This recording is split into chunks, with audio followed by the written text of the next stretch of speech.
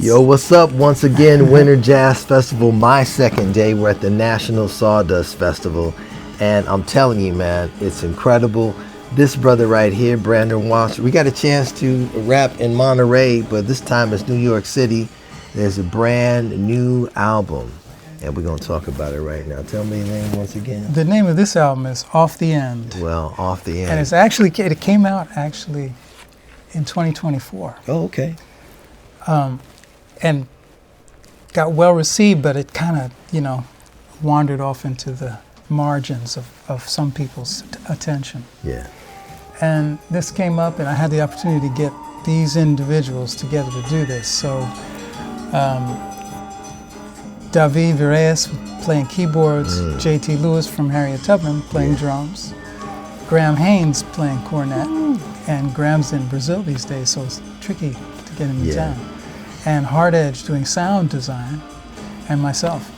Well, if anyone knows these musicians, you know what kind of extraordinary players that you put together for this, man. So you can only imagine that the music is just as extraordinary. And the conception for this project, the Phantom Station Ensemble, is no rehearsal.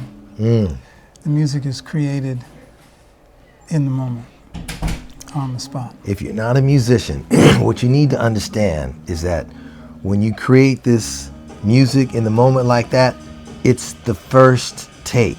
That's where the energy lies.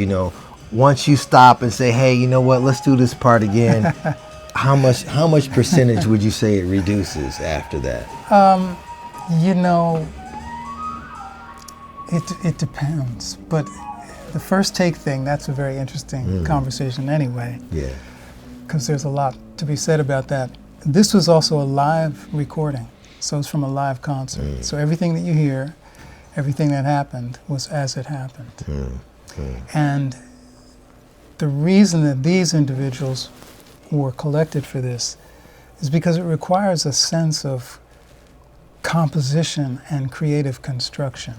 It's not merely like, we're going to improvise something. Right. And when people approach what they're doing from that awareness, that consciousness, it's a very powerful instinct. It also is open in terms of genre. There's no, I don't practice musical apartheid.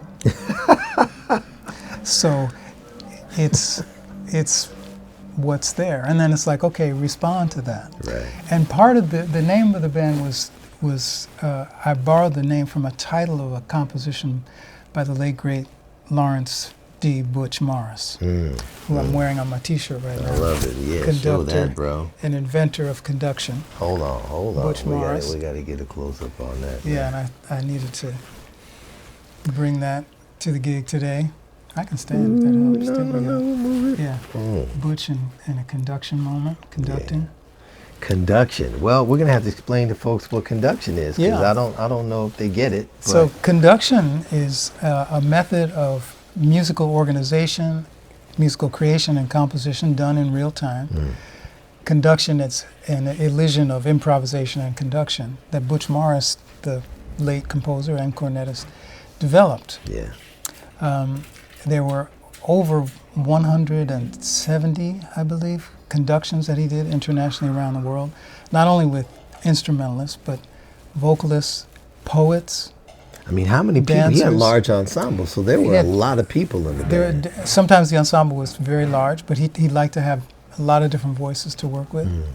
And conduction, I started conducting a few years ago, stepping into that position. And there's a very unique skill set that develops from either side of the podium if you're being conducted, and especially if you're a conductor. And it can seem simple or easy, but it's exactly the opposite of that. Well, what's on each side of that coin?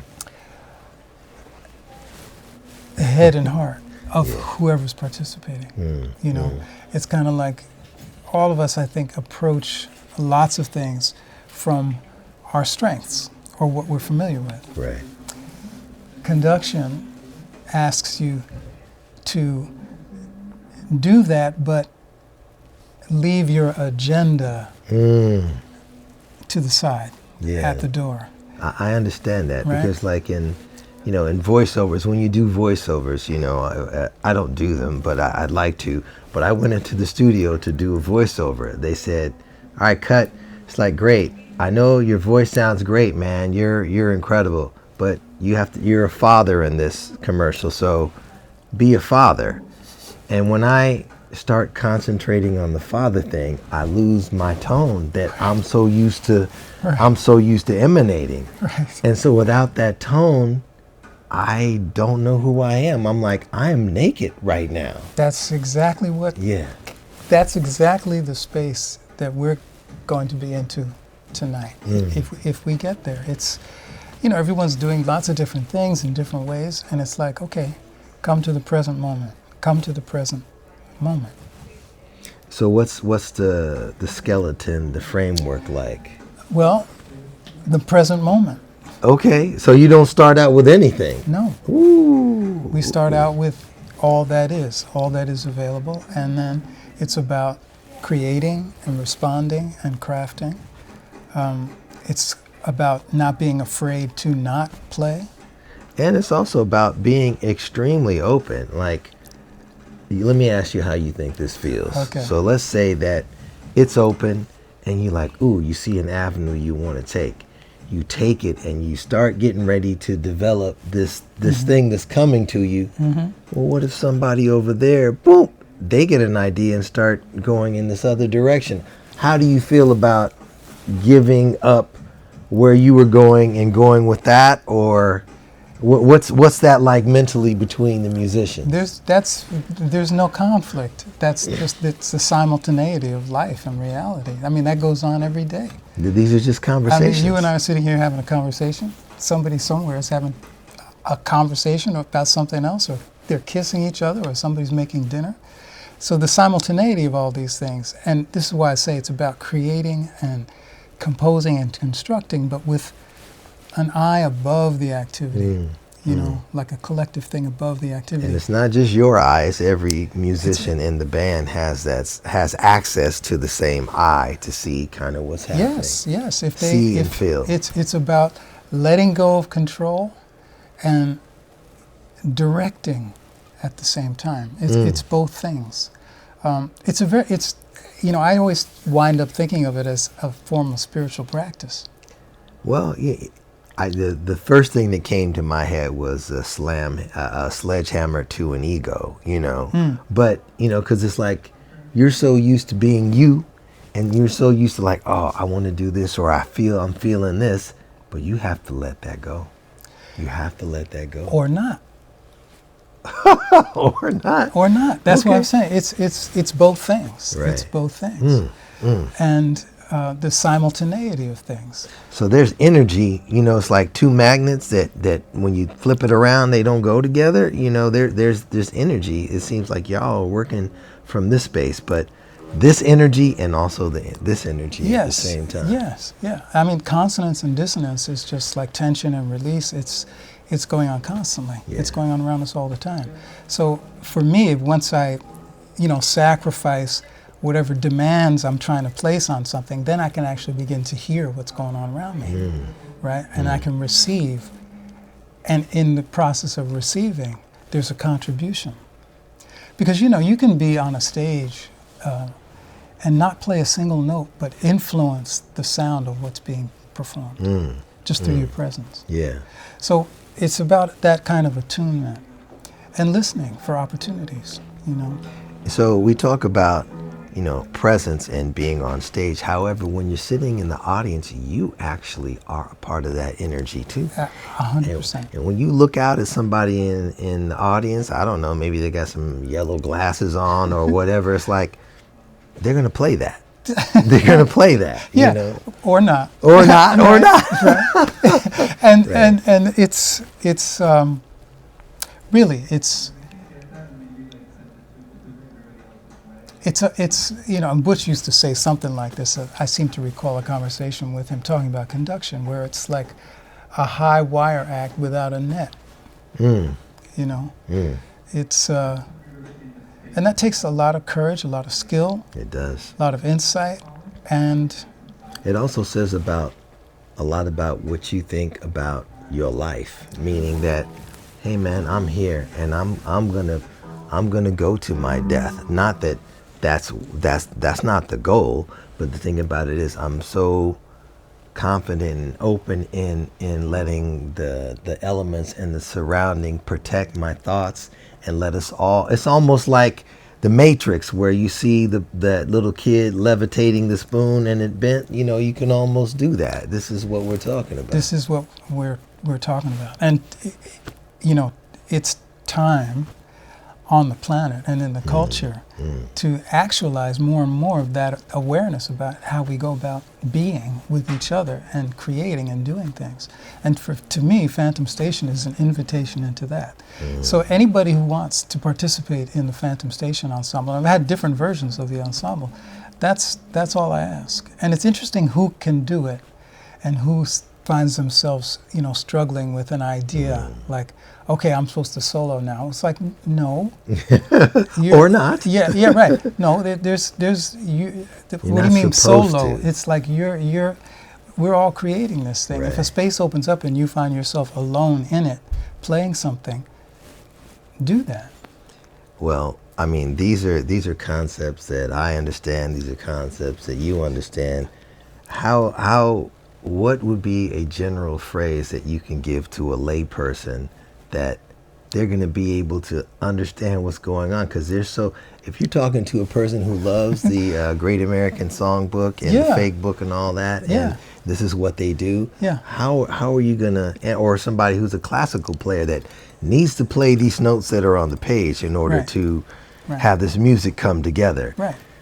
So what I would say is this, and thinking about a layperson, it's a very simple word. Listen. Simply listen. Let yourself listen. And if you find yourself wanting what you're listening to be something, you've stopped listening.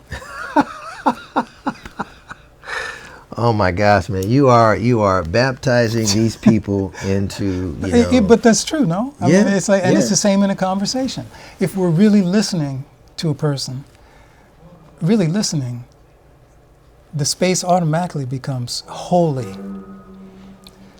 Because usually what happens is we stop listening the minute we're thinking about our response. How am I going to respond? The minute I do that, I've stopped listening. Yes, that's exactly true, man. Right? And so this is really simple. It's very simple activity. It's basic activity. But if you're talking about humanity and human beings, folks like to talk. And generally like to talk about themselves. When I have a conversation with somebody, I start hey, how you doing? And then when they start going, I'm like, then I sit back and listen. Yeah. But it's not a conversation at that point. It's a person expressing their ideas. Right, it's a monologue that you're witnessing. Now, for me, and y'all can get on my case about this if you want to, for me, I've already decided at that point, it's like, okay, I'm not going to share my thoughts with this person because they are really concentrating on getting everything that they have to get out.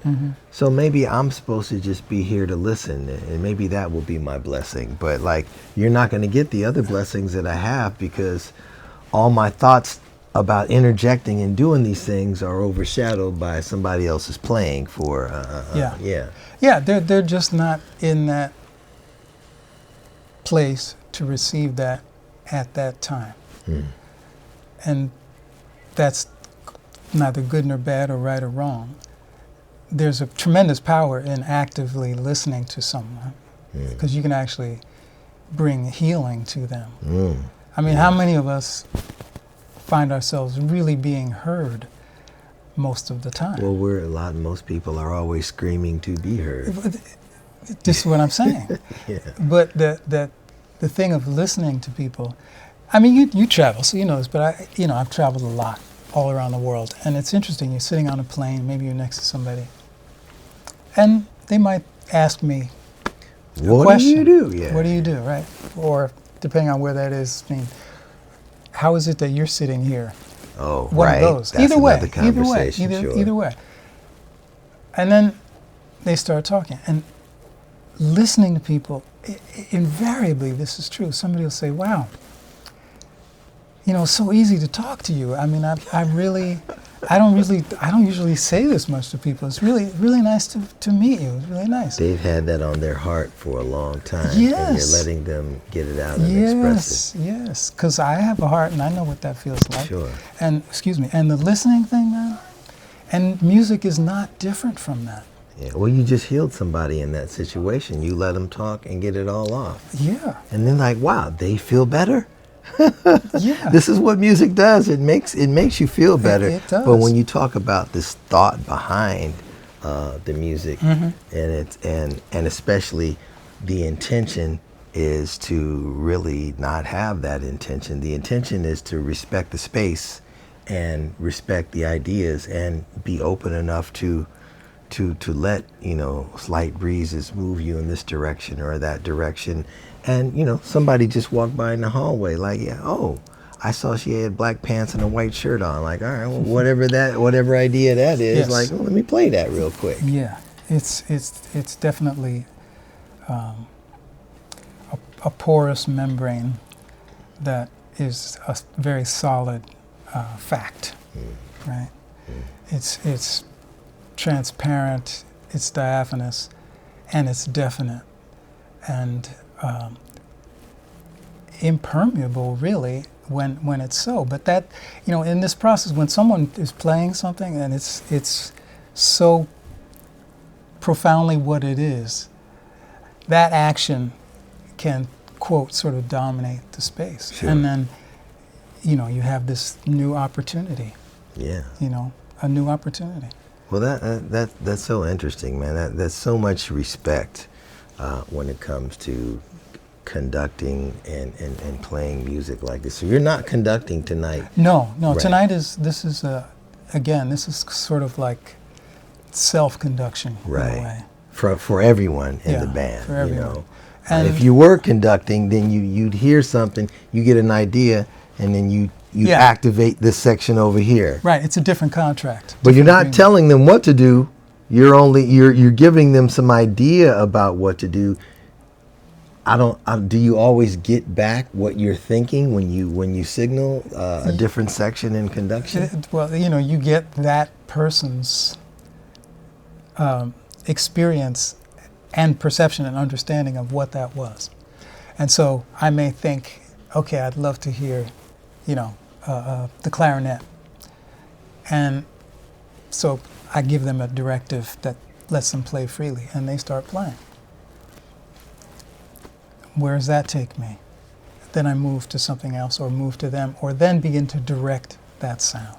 And then they do something that I want to work with or like, and I give them a gesture, which means repeat that idea, and then they repeat that idea. And then maybe I move to the piano or trumpet or cornet and say, hear that, play with them, I'll give you the beat, and then boom. Now, playing with that person, that again is open, and I can further direct that. The system of conduction that Butch developed, very, very detailed series of hand gestures and signs that indicate behaviors for things that you want to do. So if people are versed in the language, incredible things can happen. Oh, just so many open opportunities. But as... But I want to go back. So Yeah. let's say if we're playing a so-called standard piece of music, right? That listening factor is no different. That level of listening is no different.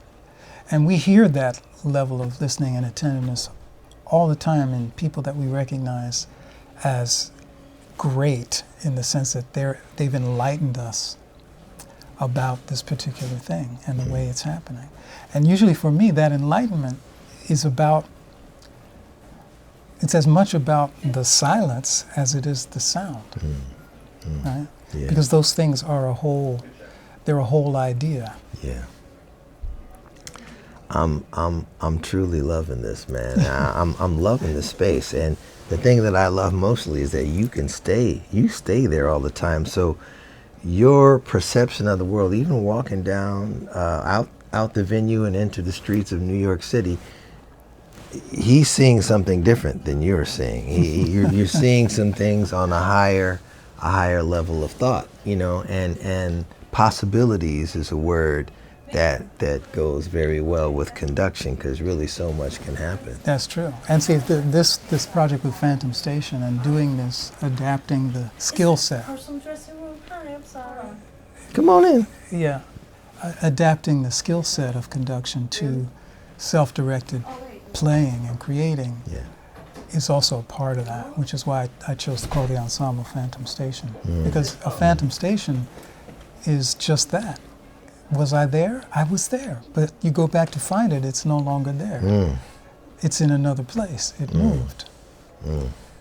And that's this ephemeral kind of continually now process. I mean, that's what we all have available to us. Whether or not we find value in that or choose to participate in that is a whole other thing. Well, you're showing people what right? the value of that is. You know, It's self-evident. Yeah, I would Yeah. agree. It's self-evident if once it's experienced, it's very clear. okay, so what do we do with, let's just say, not that this is going to happen tonight, but, you know, all right, so last night I was hosting on one of the stages, and I'm up and I'm talking, and I like to bring the audience up to a level to be ready to receive this music equally. The musicians can receive them because I put them all kind of in one space, and it's here, and then boom, they play. But, you know, one of the people in the audience was like, hey, let's get to the music. and I like, oh man, I really wish I had a great response for that, because that was you know, that was from New York in the moment, you know. Yeah. But I didn't. I wish I wasn't ready for that, man. But I wanted to respond in a very conductive way, you know, a very open way. Yeah, I mean, you know? my response would have been, can't you hear it? Can't you hear it now? What? It's already happening. But yeah, so how do we disseminate love onto a person like this? That's the question. How do we disseminate love onto a person like that? I think we allow them to experience themselves. You know, I mean, someone say, let's get onto the music. It's like, well,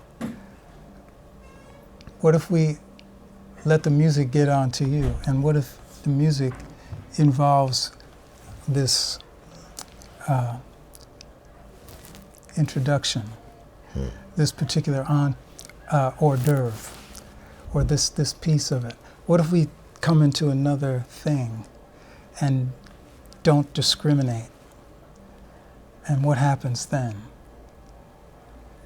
And then maybe what we all like to think of as music expands, and sound starts to organize itself around all of these other things that we would discriminate against as noise or indefinite pitch or not a part of the experience or unacceptable. What if they begin to orchestrate themselves into this experience of music and sound, and we have something that we've never had before in this moment, and we won't have it again, even if we approach a new experience in the same way. Ooh, right? If I was able to tap into that last night, the entire audience would have gone, oh. Yeah, but you know, I mean, it's like, and this is again, it's conditioning to come into a space. It's a way of approaching a space, because, you know, I'm a human. Yeah, we all are. And I negotiate with my personality and all the things that go along with that. Yes, you met me, and I remember. We are doing an interview, yes, but you're more than welcome. It's great to see you again. Hey, there you go. Come on in, come on in. What is this? This is my guitar, What's because I was a civilian when we met. I wasn't playing that night. good to Great see to see you. Mwah. Great to see you. Well, continue. My name is Coco. Hello, Coco. Thank you. Nice to meet you. All right. See, this is exactly what we're talking about. Yeah. Exactly. It happened just like that. I could have said, oh, I'm sorry, we're conducting an interview. Right. I didn't do that, man. We welcome that in, bro. Yes. Yeah. Yeah. That's it. That's it. Embracing. Love it. And I it's, love it. you know, it takes what it takes to do that, to be receptive. I'm going to learn in 2026 to be more like this brother right here, man. I know it. You already I don't there, practice. I don't practice. Well, maybe that's it. It's just yeah.